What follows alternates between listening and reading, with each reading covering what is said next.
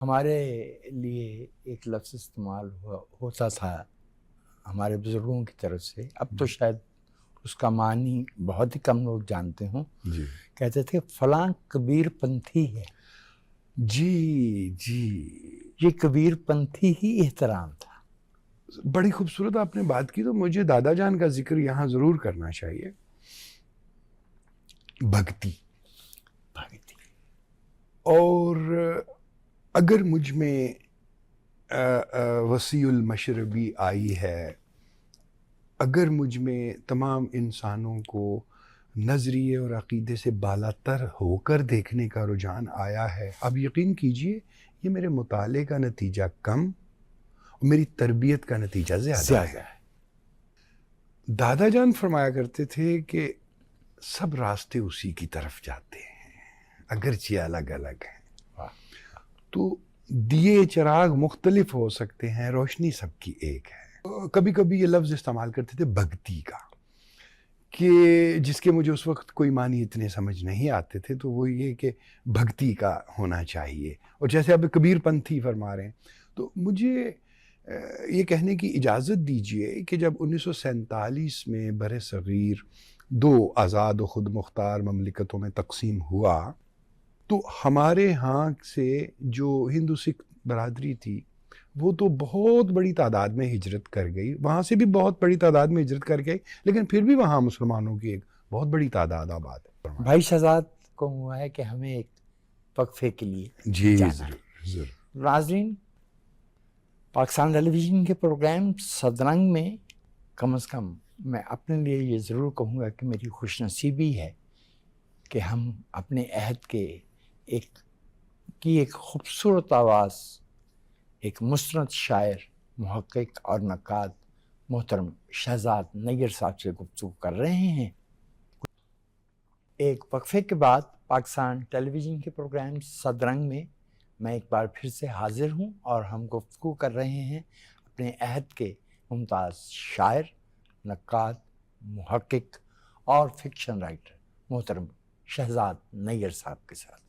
شہزاد بھائی، علامہ سید ماجد الباقری جی سے آپ کو تلمس جی کا موقع ملا.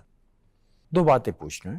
جی ایک تو یہ کہ کیا اس تلمس میں علم العروض بھی شامل تھا، ایک، اور دوسرا یہ کہ جب ان کا انتقال ہوا، اگر میں غلطی نہیں کرتا تو 95 میں، جی تو آپ قریب 22 برس کے تھے. تو تلمس کا عرصہ کچھ چند برس ہی ہوگا. ایسا ہی ہے. 89 میں میں نے میٹرک کیا جی. اور تب تک میں شاعری لکھ کے 3-4 نوٹ بکس، جسے ہم کاپیاں کہا کرتے جی جی وہ بھر چکا تھا. ایک پریشر ہوتا ہے ذہین بچے پر. واقعہ یہ ہے کہ میں پہلی جماعت سے لے کر 10ویں جماعت تک اپنے اسکول میں ہمیشہ فرسٹ آیا، اور بڑے مارجن کے ساتھ. جی. تو اس طرح کے بچے پر ٹیچرز کی جانب سے اور گھر والوں کی جانب سے یہ ہوتا ہے جی آپ نے میٹرک، جو کہ ایک ظاہر ہے پہلا اہم امتحان ہوتا ہے، جی بھئی نمبر بہت اچھے لینے. مجھے 7ویں 8ویں میں شاعری کی چٹک پڑ گئی. پہلا شعر آپ نے 7ویں جماعت میں لکھا. جی. اور پھر دوہرا دیجیے وہ شعر. وہ جس دن کا مجھ سے جدا ہو گیا ہے، دریچہ مصیبت کا واہ ہو گیا ہے. واہ ہو گیا، واہ ہو گیا ہے. چلے جا رہے ہیں میرے سارے اپنے. میں یہ واضح کر دوں کہ یہ غزل میری کسی کتاب میں کہیں بھی شائع نہیں ہوئی. جی. چلے جا رہے ہیں میرے سارے اپنے، الہی یہ کیا ماجرا ہو گیا ہے. جو نخوت سے میری گلی میں وہ آیا، تو زخموں کا جنگل ہرا ہو گیا. اچھا، ہرا ہو گیا ہے.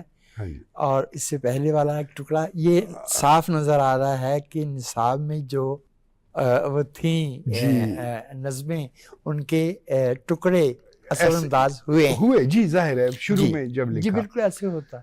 تو میٹرک کے امتحان کے بعد چونکہ نتیجہ آنے میں 2-3 ماہ کا گیپ ہوتا ہے، تو اب میں نے کہا اچھا بھئی اب میں شاعری کی طرف متوجہ ہوتا ہوں. تو میں اپنے گاؤں سے بائسیکل پر سوار ہو کر اسلامیہ کالج، جس کا کہ پہلے خالصہ کالج نام تھا، میں وہاں پڑھا ہوں بھیا. جی وہاں پہنچا اسیر عابد صاحب کے پاس جی، جنہوں نے غالب کو پنجابی میں ترجمہ کیا. جی اچھا، انہوں نے اس وقت میں اپنی ایک نوٹ بک ساتھ لے گیا تھا اور مجھے یوں لگتا تھا اللہ جانے میں کوئی کتنا بڑا خزانہ لے کر آ رہا ہوں اور وہ تو ایک دم چونک پڑیں گے اور میری کتاب پڑھنے بیٹھ جائیں گے یہ مصحف. انہوں نے یہاں وہاں سے 1-2 صفحے پڑھے، 4 صفحے پڑھے، 1 صفحہ پڑھا، آدھا صفحہ پڑھا، پھر اسے بند کیا.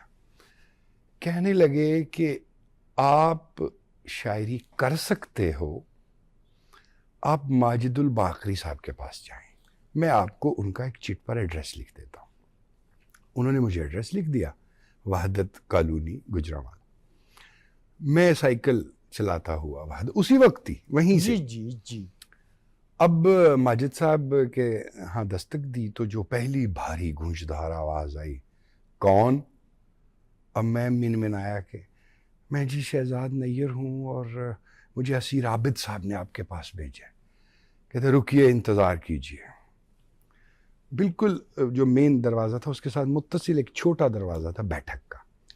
اب وہ کھلا اور میرے سامنے ان کی شخصیت تھی، گیسو دراز، کندھوں تک پہنچے ہوئے اور سارے سفید، مونچھیں بھاری، جسم بھی بھاری بھرکم، اور چہرے پر ایک جسے ہم کہہ سکتے ہیں کہ ایک وجاہت، وقار.